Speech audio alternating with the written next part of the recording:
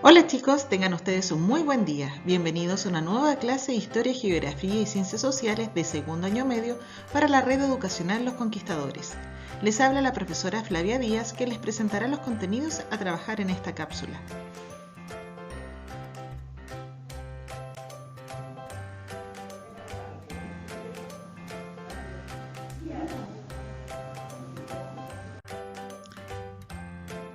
En esta nueva clase de la unidad 3, Dictadura Militar, Transición Política y los desafíos de la democracia en Chile, estudiaremos la crisis de 1982, correspondiente a la clase 10 de la unidad 3.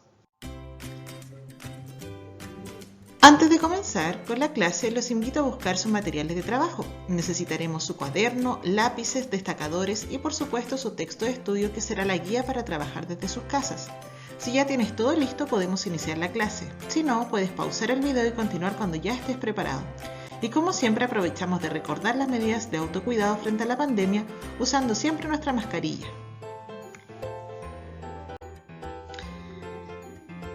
Comencemos señalando qué queremos lograr en esta clase, siendo nuestro objetivo de trabajo evaluar los efectos políticos, económicos y sociales de la crisis de 1982. El milagro económico y la crisis de 1982. Las reformas económicas de la segunda mitad de la década de 1970 comenzaron a rendir sus primeros resultados hacia finales de la misma. El milagro económico chileno se convirtió en un ejemplo exitoso del modelo neoliberal.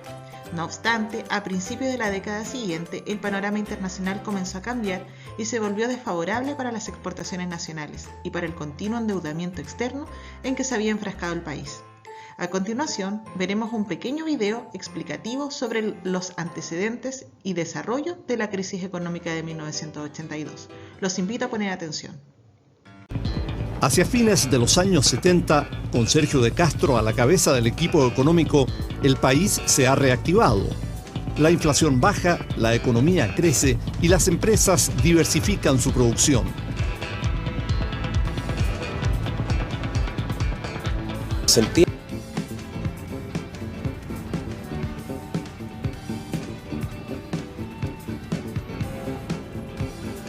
Chile en el umbral del futuro es el eslogan del gobierno.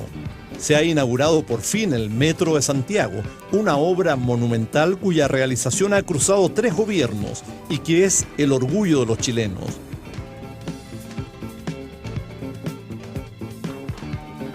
Nacen los caracoles y se inaugura el Cosmocentro Apumanque, precursor de los malls que una década después proliferarían en las grandes ciudades del país. La economía se abre al mundo y las vitrinas se llenan de atractivos productos importados. Llega la plata dulce.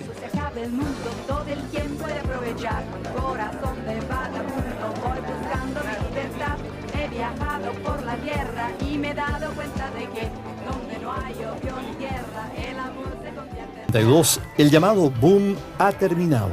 Chile vive la crisis económica más fuerte desde los años 30. La restricción de los créditos externos, sumada al alto endeudamiento de las personas, empresas y bancos, desatan la crisis.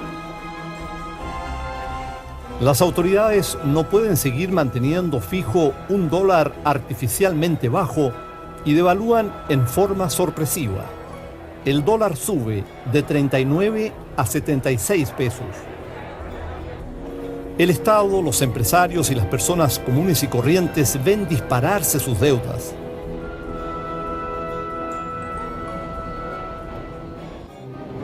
En 1983 se inicia con un terremoto financiero.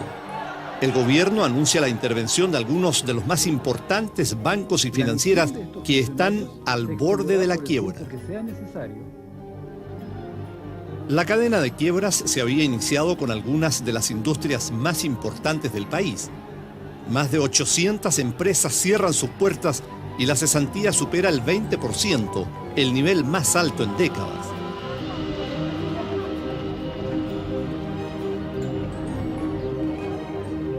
Otro 15% de la fuerza laboral es ocupada en programas de emergencia como planes del empleo mínimo y el POG. Es el 11 de mayo de 1983 y los trabajadores del cobre han convocado a una protesta contra el gobierno. El apoyo al movimiento es sorprendentemente masivo. Se inician las llamadas protestas pacíficas.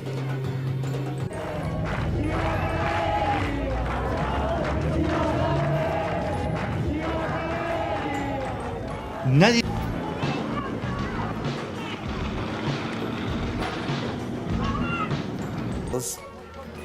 Lo que comenzó como protestas pacíficas fue dando paso a manifestaciones cada vez más violentas. La protesta de agosto de 1983 es la más dura de todas, con Santiago bajo toque de queda a partir de las 6:30 de la tarde y 18.000 soldados en las calles. Centenares de personas se enfrentan a la fuerza pública.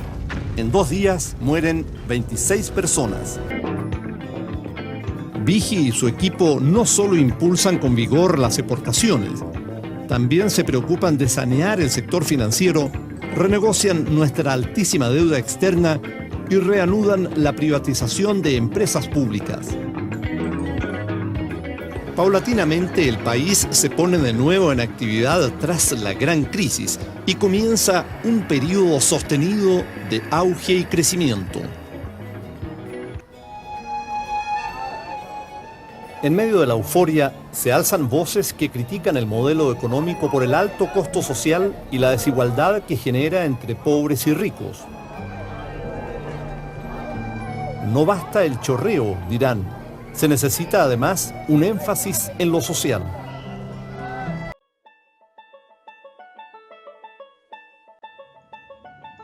A continuación, analizaremos las consecuencias de la crisis. La crisis de 1982 provocó un deterioro macroeconómico importante y momentáneamente hizo retroceder las tendencias privatizadoras y liberalizadoras. Más importantes fueron las repercusiones sociales y políticas de la recesión, que provocaron agitación social y la reaparición pública de los opositores al gobierno. Consecuencias económicas. La crisis dejó al descubierto la necesidad de una mayor regulación del mercado de valores, por lo que en 1986 se reformó la Ley de Bancos, que apuntó a una regulación prudencial y preventiva, y además se reafirmó la autonomía del Banco Central para cumplir la función inicialmente asignada, es decir, la mantención de la disciplina económica del sistema. Además, entre 1983 y 1989 se renegoció la deuda externa con el fin de mantener el flujo constante de reservas internacionales y facilitar las exportaciones. En 1985 el régimen militar retomó la senda neoliberal, en parte por la presión de los grupos económicos exportadores que se mostraban contrarios a las medidas intervencionistas adoptadas por Pinochet y su equipo económico. Bajo las premisas del Fondo Monetario Internacional y dirigido ahora por el economista Hernán Vigi, el Ministerio de Hacienda inició un segundo proceso de privatización de las empresas y bancos que habían sido afectados por la crisis y de otras empresas que tradicionalmente habían estado en manos del Estado, como telecomunicaciones, electricidad y acero, además de la liberalización del mercado financiero.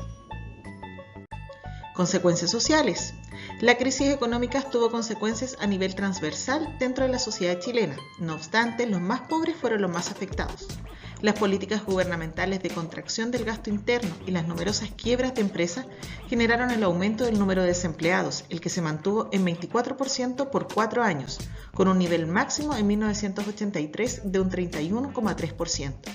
Este indicador se intentó reducir con la baja de los salarios reales en cerca del 20%, así como la puesta en marcha de programas de empleo de emergencia, como el Programa de Empleo Mínimo, PEM, y el Programa de Ocupación para Jefes de Hogar, POJ, que emplearon mano de obra, pero con remuneraciones muy reducidas, es decir, 1/3 del salario mínimo de la época.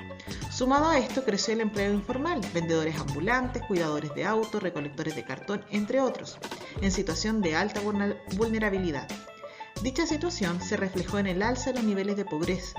Hacia 1987, los pobres alcanzaban el 45% de la población total, de los cuales el 17% estaba en situación de indigencia. Esto explica que los primeros estallidos sociales surgieran en las poblaciones populares de Santiago. Consecuencias políticas. La crisis económica abrió espacio para que los grupos opositores retomaran su actividad. Se organizaron jornadas de protesta nacional de manera mensual, no solamente para hacer visibles los efectos económicos de la recesión, sino también la falta de libertades públicas y de participación política de la población.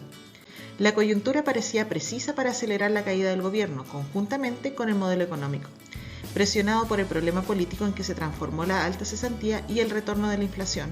Pinochet inició las primeras negociaciones con los líderes opositores en los momentos más difíciles de la crisis, las que fracasaron cuando estos les exigieron su renuncia inmediata, cuestión que no fue aceptada por el militar. Pese a ello, la oposición política mantuvo sus actividades hasta que nuevamente se produjo un contexto favorable para iniciar el proceso de retorno a la democracia. La crisis económica de 1982 hizo que el gobierno retrocediera momentáneamente en su política económica, intervino el sistema financiero, se hizo cargo de sus deudas y a través del Banco Central otorgó liquidez a privados. Sin embargo, tras los primeros signos positivos, el gobierno retomó la política de liberalización del mercado, aunque con mayores regulaciones. Las consecuencias económicas, sociales y políticas de la crisis abrieron el camino para la reaparición de la oposición política en el escenario nacional, dando paso a su vez al proceso de retorno a la democracia que estudiaremos en las próximas clases. Pongámonos manos a la obra. Organiza los apuntes de la clase en tu cuaderno, resaltando las ideas más importantes, y responde un breve formulario sobre la clase. Y como siempre, recuerda seguir cuidándote.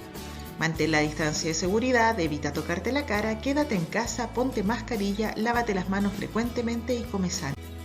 Recuerda mantenerte siempre al día en tus actividades de la plataforma y no dudes en comunicarte con nosotros. Envía un correo a tus profesores y resuelve tus dudas. Espero que les haya gustado esta clase. Nos vemos la próxima semana.